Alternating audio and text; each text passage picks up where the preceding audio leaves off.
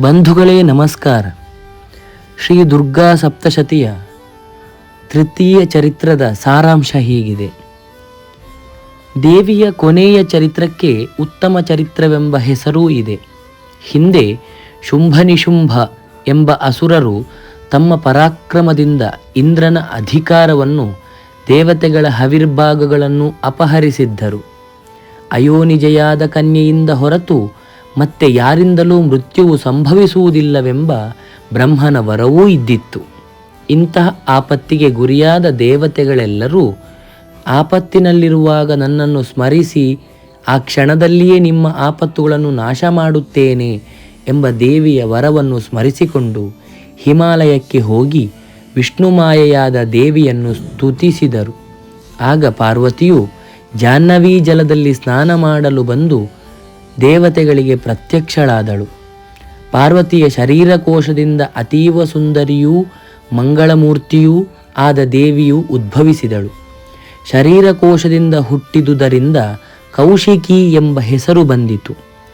ದೇವಿಯ ಲಾವಣ್ಯದಿಂದ ಮೋಹಿತನಾದ ಶುಂಭಾಸುರನು ಅವಳನ್ನು ಕರೆತರಲು ತನ್ನ ದೈತ್ಯರನ್ನು ಕಳುಹಿಸಿದನು.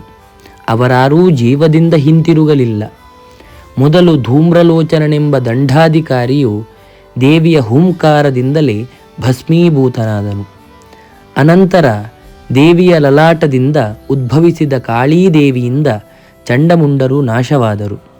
ಚಂಡಮುಂಡರನ್ನು ವಧಿಸಿದ ಕಾರಣ ಕಾಳಿಗೆ ಚಾಮುಂಡಿ ಎಂಬ ಹೆಸರು ಬಂದಿತು. ಅನಂತರ ರಕ್ತಬೀಜ, ಶುಂಭ, ನಿಶುಂಭ ಇವರೆಲ್ಲರೂ ದೇವಿಯಿಂದ ಹತರಾದರು. ಶುಂಭನು ಮಡಿಯುವುದಕ್ಕೆ ಮೊದಲು ಅಸುರರೆಲ್ಲ ದೇವಿಯ ಶಕ್ತಿಗಳಾದ ಶಿವದೂತಿ, ಕೌಮಾರಿ, ಬ್ರಹ್ಮಾಣಿ, ಮಾಹೇಶ್ವರಿ, ವೈಷ್ಣವಿ ಮೊದಲಾದ ಮಾತೃಕೆಗಳಿಂದ ಮಡಿದರು.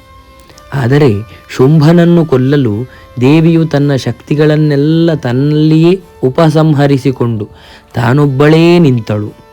ದೇವಿಯು ಅದ್ವಿತೀಯಳೆಂಬುದು ಆ ದೈತ್ಯನಿಗೆ ತಿಳಿದಿರಲಿಲ್ಲ.